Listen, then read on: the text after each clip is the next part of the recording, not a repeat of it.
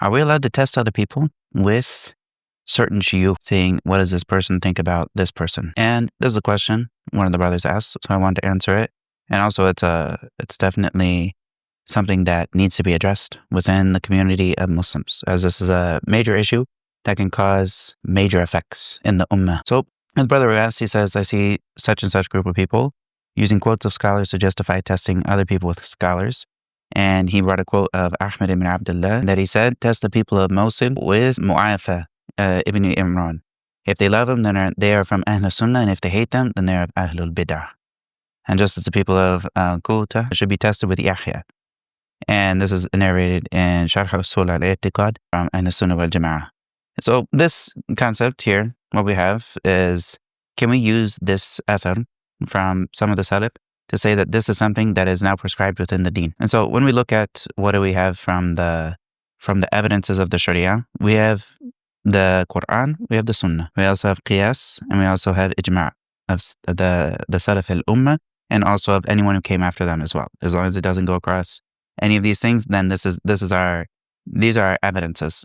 But is the qawl of some of the Salaf by themselves here and there, is this an evidence that now we say this person has evidence because such and such scholar said this? When we talk about following the way of the Salaf, what we mean is following that which they agreed upon.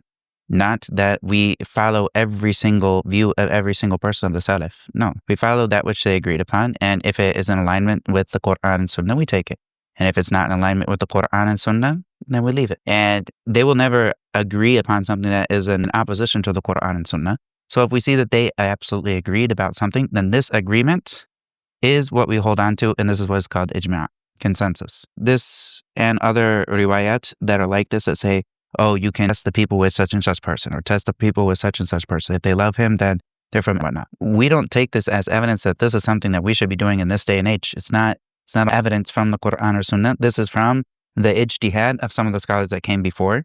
And they are subject to, one, if they were in a certain time and place, maybe this, because of the circumstances they were in, this is understandable for them. But for us to copy and paste this and put it in our place and say, hey, let's do the same thing that they did because we're Salafi. This is not Salafiyyah. Salafiyyah is following the Kitab and the Sunnah upon the fahm of the understanding of the Salaf al-Ummah upon that which they had consensus upon.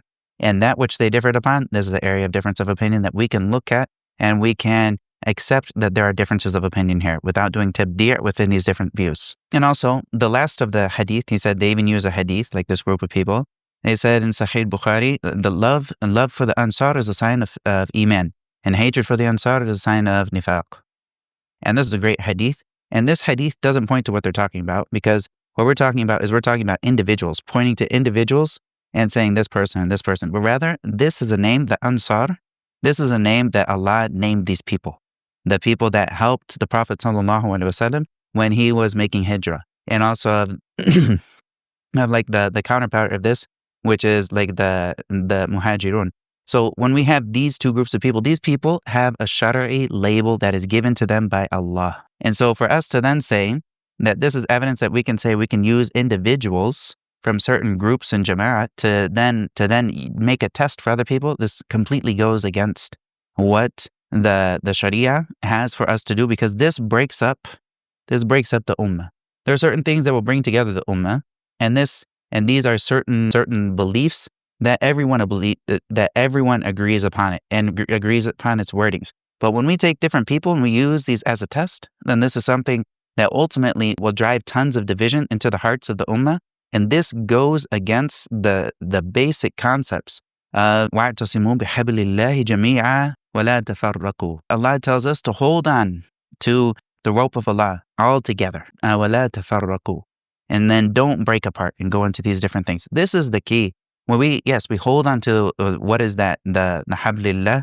What is this? This is the Quran and Sunnah wal Ijma' wal Qiyas. And this is that which we hold on to. But do we hold on to the statements of men and use these as evidences? And this is of the strangest things that one will do, is that they'll hold on to statements of men, such as some of the individuals from the Salaf of certain actions that they did, and all of a sudden they just think, I'm Salafi, so I'm going to do this. No, you got to understand this in light of the circumstances that it was said, as well as in light of your circumstances, and also understand that this in and of itself is not an evidence unless it is consensus. Wallahu musta'an. And lastly, I'll just finish this off with a story and with one other word to help people understand the seriousness of this situation. I ended up coming to Egypt, and when I came to Egypt, I didn't know very much. I was studying when I was in America for the year after I became Muslim. I was studying on YouTube and talking to all the people around me. But alhamdulillah, the place I was at, they didn't have a lot of drama between the different cliques and groups of people. I was in like Seattle, Washington, and for the most part, there's not any drama there, which is very nice. So when I came here to Egypt, I immediately was sat down with a group of people, not immediately, but as soon as I came into Medina to Nafs and I actually found a place to stay, I sat down with a group of people and they basically sat me down. They said, Ain Allah. And I was like above his throne. They're like, good, good. Who are your shuyukh? I was just like, what is this kind of question? I was like, what do you mean? Like, and I was like, what does he mean by your? I was like, there's a guy back in Seattle that I was learning from. There's another sheikh in the masjid, and then there's another guy I was learning Quran from. And so I didn't know what they were, and so I can give them their names and they don't know what I'm talking about. And I was like, they're like, who are the ulama that you listen to and you take from? I was like, Ibn Abbas, radiallahu anhuma. So it's like, they're like, no, we don't mean that. Of course you don't mean that. What you mean is that you want to find out, where is my manhaj? What do you mean by my manhaj? You want to find out what my shuyukh are, then you can have an assessment.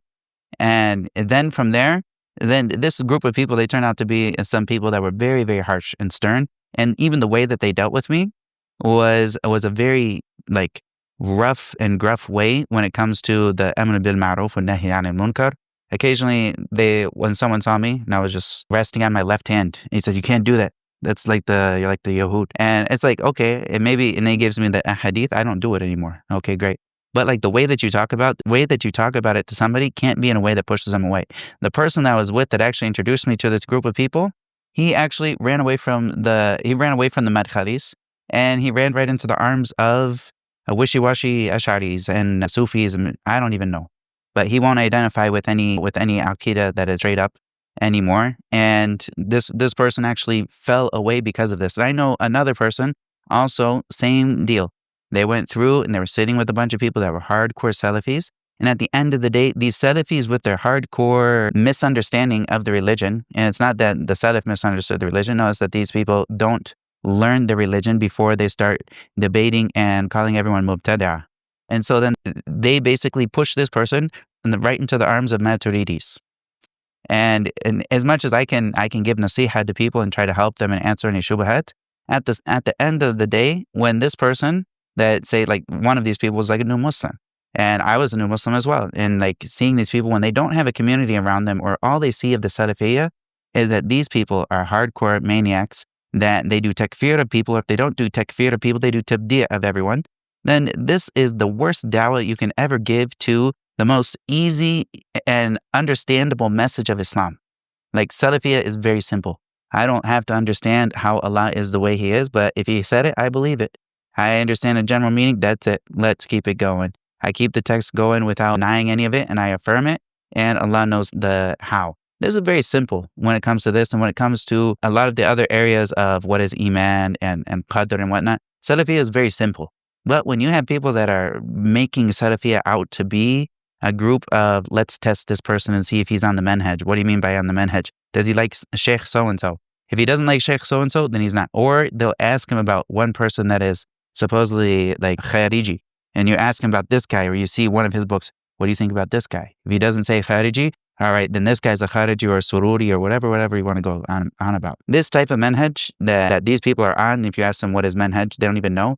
This is what actually pulls smart thinking people away from them. And when they pull these smart thinking people away from this little clique of a cult of people that just follow different shuyukh, that never really care about end, they just care about holding on to their clique. When the people pull themselves away from this little clique, where are they going to go? And so this is very important that you make sure that you're not pushing people right into the arms of Ahlul Bid'ah, or even worse, pushing them right into the arms of ilhad or of other types of disbelief. And I seek Allah's refuge from this type of thing. And it's very important that those who have good aqidah, that they also make themselves available for community with other people, and that they're opening themselves up to the community and being a part of the community, and not cutting themselves off of the community by claiming that all of the community is Ahlul Bid'ah just because they don't agree with one of two of their shuyukh. Ibn Uthaymeen, he talks about this matter. He says that like doing the testing with shuyukh is something that is counterproductive, and that it shouldn't be done, and that this is the root of bid'ah, and that this is not a matter that you have any Quran or any Sunnah that backs it up. Wallahu ta'ala a'lam wa sallallahu wa sallam ala nabiyyina Muhammad wa ala alihi wa sahbihi ajma'in. And if you find this video helpful and you want to see more of these videos, please like and subscribe and support me in any way that you can, even with just your prayer. And also, if you want to make any donations, you can make a donation. I have a GoFundMe, and I also have Patreon, which is a monthly donation. And you can see that down on the bottom below. Wassalamu alaikum wa rahmatullahi wa barakatuh.